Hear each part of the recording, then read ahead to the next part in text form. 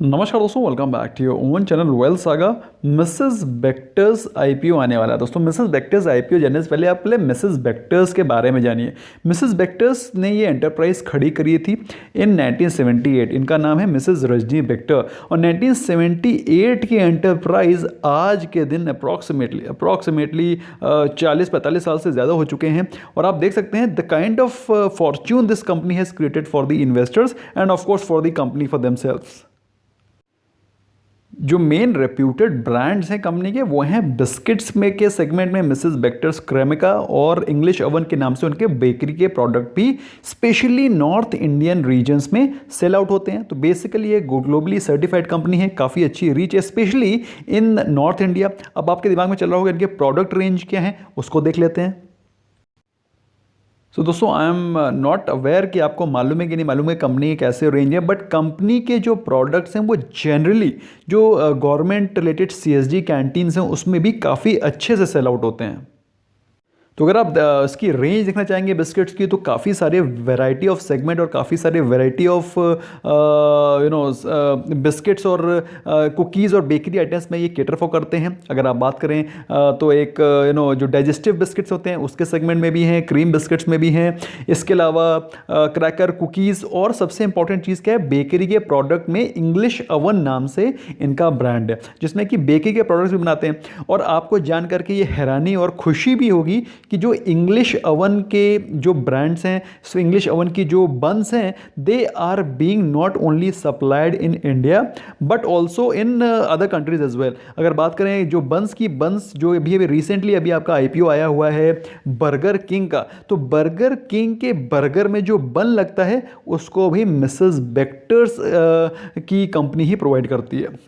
सो कहने का मतलब क्या है, कहने का मतलब ये है एक बहुत ही वेल सेटल्ड बिजनेस है और वेल इस्टेब्लिश बिजनेस है जिसमें कि प्रॉफिट मार्जिन भी अच्छी है। अब आपको मालूम होना चाहिए दोस्तों, खाने पीने के बिजनेस में प्रॉफिट से ज़्यादा जरूरी होता है उसका प्रॉफिट मार्जिन। क्यों? क्योंकि जो बिस्किट आप खा रहे हैं, the biscuit which you are eating, you can not eat 10 biscuits a day. आप एक बिस्किट आज भी खाते हैं या 2 बिस्किट आज भी खाते हैं, आज से 2 साल बाद भी 2 ही बिस्किट खाएंगे, आज से 4 साल बाद भी 2 ही बिस्किट खाएंगे। तो इंपॉर्टेंट क्या है? इंपॉर्टेंट ये है कि जो इसके बिस्किट में बनने वाला मार्जिन है या फिर जिस प्राइस पे ये बिस्किट सेल हो रहा है और जिस प्राइस पे ये बिस्किट बना है, उस प्राइस में और इसके सेल ऑफ प्राइस के बीच में जो मार्जिन है वो कितना है, that is very very important. तो हम लोग जरा एक बार क्विकली नजर डालते हैं कंपनी की प्रॉफिटेबिलिटी और कंपनी के बिजनेस मार्जिन पे, जिससे कि हमें पता चल सके कि कंपनी का मार्जिन कैसे। Let's go straight away there. So दोस्तों आपको ये जानकर के खुशी होगी कि जो कंपनी के रेवेन्यू है वो तो इंप्रूव हो ही रहे हैं। अगर आप देखें 2018 में जो कंपनी के रेवेन्यूज थे इन करोड़ 695, वो बढ़ के हो गए 786, अब 2020 में हो गया 765। तो रेवेन्यूज बढ़ रहे हैं और इसके साथ में जो चीज़ इंपॉर्टेंट है वो है इसका बढ़ता हुआ मार्जिन। अब इनकम तो ऑफकोर्स 36.1, 33.2, 29.8 थोड़ा सा गिरावट में रही है, लेकिन हाफ फाइनेंशियल ईयर 21 जो कि अभी चल रहा है फाइनेंशियल ईयर, उसमें 38.4 पहुंच गई। इसका मतलब क्या है कि they are rising, they are improving. लेकिन जो चीज़ इंपॉर्टेंट है देखने वाली वो है बिजनेस मार्जिन। 2018, 19, 20 में तो गिर रहे थे, दे वर फॉलोइंग, और लेकिन 2020 में इन्होंने अपने मार्जिन को इंप्रूव किया है। और उसका रीज़न क्या है? रीज़न ये है लोग अपने घर पे रहे, लॉकडाउन में लोगों ने इनके प्रोडक्ट्स को बहुत अच्छे से कंज्यूम किया, जिसके चलते इनके बिजनेस में मार्जिन, रेवेन्यूज़ सभी कुछ अच्छे से इंप्रूव होते हुए दिखाई पड़ रहे हैं। तो आपके सामने अगर आप लॉन्ग टर्म पर्सपेक्टिव से देखें तो लॉन्ग टर्म पर्सपेक्टिव से आपको मार्जिन्स में गिरावट ही दिखाई पड़ रही है। लेकिन ये वन ऑड केस है जिसमें कि आप देख सकते हैं because of may be lockdown, because of लोगों ने ज़्यादा अपने घर पे रह करके काफ़ी चीज़ें होम डिलीवरी कराई। तो नॉर्थ इंडिया में इनका काफ़ी अच्छा ऑलरेडी वेल सेटल्ड बिजनेस है, जिसके चलते इनके रेवेन्यू में बढ़ोतरी हुई है। मेरे हिसाब से इसमें लॉकडाउन का बहुत बड़ा हाथ है। और रही बात मार्जिन्स की, तो मार्जिन्स में भी इंप्रूवमेंट इसीलिए दिखाई पड़ रहा है क्योंकि लॉकडाउन में पीपल हैड नो ऑप्शन, उनके पास कोई ऑप्शन था ही नहीं rather than buying what ever is being sold. तो ऐसे में मार्जिन्स बढ़ना लाजमी है, जो कि आप पिछले कई सालों में नहीं देख रहे थे। तो क्या ये मार्जिन्स आगे कंटिन्यू रहेंगे? मतलब ऑलमोस्ट डबल हो गए मार्जिन्स, तो क्या ये आगे मार्जिन्स कंटिन्यू रहेंगे? इस पे एक बड़ा क्वेश्चन मार्क है। फिलहाल के लिए मार्जिन्स इंप्रूव हुए हैं, लेकिन आगे इसी प्रकार के मार्जिन्स रहेंगे नहीं रहेंगे, आई एम नॉट वेरी श्योर। अगर बात करें इनके बेकरी सेगमेंट में तो टोटल 96 प्रोडक्ट हैं, मतलब जैसा कि मैंने आपको बताया वेल सेटल्ड बिजनेस है, वेल सेटल्ड बिजनेस पोर्टफोलियो है, वेल सेटल्ड प्रोडक्ट्स हैं और वाइड रीच भी है। दिल्ली एनसीआर, मुंबई, बैंगलोर जो प्रीमियम मार्केट्स हैं वहाँ पर ये ऑलरेडी अवेलेबल है और अच्छे खासे इनके प्रोडक्ट चल भी रहे हैं। तो कुल मिलाकर के कंपनी के बिजनेस में कोई दिक्कत नहीं है, लेकिन जो फॉलिंग मार्जिन्स हैं as far as previous 3 years performance concern, ये थोड़ी सी चीज़ें हैं जो कि आपको नोटिस करनी चाहिए। ये वन ऑफ केस है, ये जो आप देख रहे हैं 8.8% का मार्जिन आपको दिखाई पड़ रहा है, ये वन ऑफ केस है because of may be lockdown. But अगर आप पिछले 3 साल का परफॉर्मेंस देखें तो दोस्तों आपको क्या लगता है, इनके मार्जिन अच्छे हैं और खराब हैं? You can let me know in the comment section. अगर वहीं पर इनके नियरेस्ट कॉम्पिटिटर ब्रिटानिया को देखें तो ब्रिटानिया के अगर पिछले 3 साल के प्रॉफिटेबिलिटी की ग्रोथ के बारे में बात करें, मैं अब की साल की बात नहीं कर रहा हूँ, मैं पिछले 3 सालों की बात कर रहा हूँ, तो पिछले 1 साल में इनकी प्रॉफिटेबिलिटी बढ़ी है 32.27%, पिछले 3 सालों में 20.72%, पिछले 5 सालों में profit percentage has been 18.98%, which is close to 20%। तो ये कंसिस्टेंट परफॉर्मेंस रही है प्रॉफिटेबिलिटी की ब्रिटानिया में। मैं बात कर रहा हूँ ब्रिटानिया की, तो दोस्तों मेरे हिसाब से Britannia is a far better option rather than Mrs Bector. But at the same time अगर आप बात करें इसके ऑन द स्पॉट, अगर आपको लिस्टिंग गेंस की, तो यस इस समय मामला चढ़ा हुआ है। अभी बर्गर किंग के आईपीओ में भी अच्छा प्राइस मिल रहा है, लिस्टिंग गेंस मिल रहे हैं। मेरे हिसाब से लिस्टिंग गेंस इसमें भी बेहतर मिलने की उम्मीद है। बट अगर लॉन्ग टर्म के पर्सपेक्टिव से लेना, I will personally prefer Britannia over Bector's, Mrs Bector's IPO. अब इसके कुछ इंपॉर्टेंट चीज़ें हैं वो भी जान लेना ज़रूरी हैं। अगर well established business like Britannia के बारे में बात करें तो उसकी प्रॉफिट ग्रोथ 20.72% रही इन प्रीवियस 3 ईयर्स, जबकि अगर आप बात करें मिसेस बेक्टर्स आईपीओ की, ब्रिटानिया से कंपेयर करना, ऑल दो सेगमेंट सेम है इसलिए आप कंपेयर कर सकते हैं, लेकिन ब्रिटानिया एक अलग लेवल पे पेज होता है।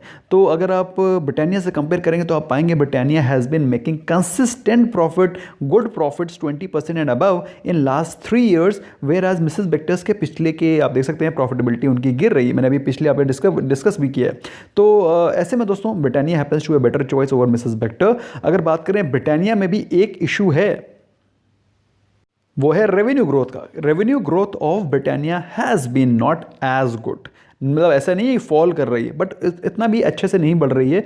तो अगर आप लॉन्ग पर्सपेक्टिव में, लॉन्ग टर्म होराइजन में इस बिजनेस के बारे में बात करें, that is bakery and the allied biscuit products, तो मेरे हिसाब से दोस्तों इसमें एक बहुत बड़ा उछाल, एक बहुत बड़ा बम्पर मुनाफा बनने की उम्मीदें कम रहती हैं। उसका मैंने आपको रीज़न बताया। आदमी अगर आज एक बिस्किट खा रहा है तो आज आने वाले 2 साल बाद भी वो एक ही बिस्किट खाएगा या फिर 2 बिस्किट खाने लगेगा। वो एक बिस्किट से एक पैकेट नहीं खाने लगेगा, है ना? आप मेरी बात समझ रहे हैं? तो जो आदमी एक रोटी खाता है वो अगले आने वाले हो सकता है अगले साल बाद वो 2 रोटी खाने लगेगा, एक के बाद सीधे 8 थोड़ी खाने लगेगा।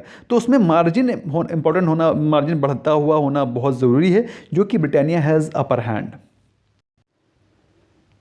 एक और भी चीज़ बहुत ही इंपॉर्टेंट है इस बिज़नेस में, वो है इसकी मैन्युफैक्चरिंग यूनिट्स का लोकेटेड होना। आपको मालूम होना चाहिए ये एक पेरिशेबल कमोडिटी होती है। ये पेरिशेबल कमोडिटी मतलब इसकी एक लाइफ साइकिल है। अगर आप कोई ब्रेड मैन्युफैक्चर करते हैं तो उसकी लाइफ इज़ 3 डेज़ ओनली। तो 3 दिन के अंदर, 3 दिन के बाद तो ये प्रोडक्ट ख़राब ही हो जाना है। तो 3 दिन के अंदर अंदर मतलब क्या है कि जो जहाँ जहाँ पर इनकी फैक्ट्रीज़ हैं वहीं पर इनके लोकलाइज प्रोडक्ट, स्पेशली बेकरी के प्रोडक्ट्स सेल ऑफ होंगे। अगर बात करें आप इनके जो इनकी फैक्ट्रीज हैं, मैन्युफैक्चरिंग यूनिट्स हैं, वो है Maharashtra, Karnataka, UP, Himachal Pradesh and Punjab. Basically जो प्राइम लोकेशन है वहाँ पर ये ऑलरेडी लोकेटेड है और इनका एक बहुत ही सॉलिड डिस्ट्रीब्यूशन नेटवर्क है ऑफ 154 सुपर स्टॉकिस्ट, 644 डिस्ट्रीब्यूटर्स और बहुत ही जानदार 5 लाख के आसपास रिटेल आउटलेट जहाँ पर इनकी रीच है। और मतलब अच्छा कहने का मतलब क्या हुआ कि 23 स्टेट्स में, जैसे कि मैंने आपको बताया, इंडिया में तो अच्छी खासी इनकी रीच है, प्लस इसके अलावा 64 countries all over the world भी इनके प्रोडक्ट्स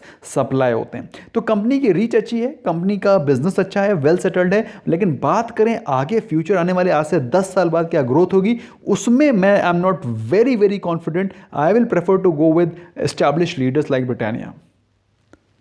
अभी पैसा रेस क्यों करना चाह रहे हैं, इनके पास क्या प्रॉब्लम आ गई है, क्या रीज़न है, क्या दिक्कत आ गई, कोई भी दिक्कत नहीं है। बेसिकली अपना राजपुरा एक्सपेंशन प्रोजेक्ट है जिसमें कि वो एक्सपेंशन करना चाहते हैं, उसके लिए फ़ंड रेस करना चाहते हैं। और ऑफ कोर्स जो इनके जनरल कॉर्पोरेट एक्सपेंडिचर्स हैं उसको मीट करने के लिए, और जो कॉर्पोरेट रीजंस होंगे, पर्पसेस होंगे, उसको मीट आउट करने के लिए इस आईपीओ से पैसे को रेस किया जा रहा है। अब बात आती है कि आईपीओ के प्राइस क्या है। आईपीओ का प्राइस में हर एक शेयर की जो वैल्यू है वो है 288 रुपीज़, तो 288 रुपये का एक शेयर है। तो कहने का मतलब क्या है कि शेयर क्या महंगा है? दोस्तों मेरे हिसाब से रीजनेबली फेयरली वैल्यूड है। मैं इसको सस्ता भी नहीं कहूँगा, मैं इसको महंगा भी नहीं कहूँगा। तो ऐसे में कोई बहुत बड़ी बम्पर लिस्टिंग होना मैं उम्मीद नहीं रखता हूँ। 15 तारीख को आईपीओ लॉन्च हो रहा है। अगर आप चाहें तो इसको अब bid for, you can bid for it. अब आपका क्वेश्चन होगा कि सर आप बिड कर रहे हैं कि नहीं बिड कर रहे हैं। तो दोस्तों मेरे हिसाब से आई पर्सनली फील इसमें आपको ठीक ठाक लिस्टिंग गेन मिलना चाहिए, क्योंकि अभी मोमेंटम चल रहा है एफएमसीजी का,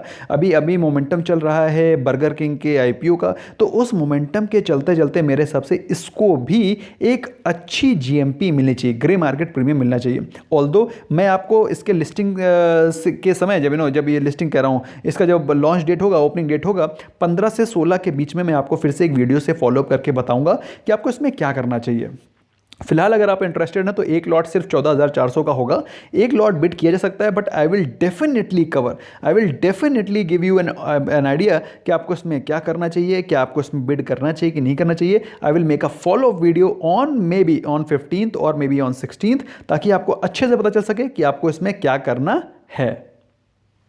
सो अगर आप इंटरेस्टेड हैं तो you can bid for 1 lot. Otherwise अगर आप मैक्सिमम लॉट करना चाहते हैं, बहुत बुलिश हैं, तो आपको you can get as much as 13 lots as a retail investor, क्योंकि एज अ रिटेल इन्वेस्टर आप मैक्सिमम 2 लाख रुपए का इन्वेस्टमेंट ही आईपीओ में कर सकते हैं। सो मैक्सिमम 13 लॉट्स आप अप्लाई कर सकते हैं। आपको करना है कि नहीं करना, मैं कर रहा हूँ कि नहीं करना हूँ, मैं आपको बताऊंगा ऑन 15th और 16th ऑफ दिसंबर। तब आपका पूरा का पूरा पर्सपेक्टिव क्लियर हो जाएगा, और मैं आपको ये भी बताऊंगा कि क्या ग्रे मार्केट प्रीमियम चल रहा है और आपको लिस्टिंग में से क्या उम्मीद करनी चाहिए। और अगर आपको सक्सेसफुली ये अलॉटमेंट हो जाता है, अच्छा ग्रे मार्केट प्रीमियम चल रहा है, तो आईपीओ लिस्ट होगा 28 दिसंबर को, just prior to new year. तो आई एम श्योर आपके लिए ये अच्छी न्यूज़ लाएगा और होपफुली अच्छा ग्रे मार्केट प्रीमियम ये कमांड करेगा। और इसी आशा के साथ दोस्तों मैं ये वीडियो क्लोज करता हूँ, लेकिन मैं डेफिनेटली आपको I will try to cover.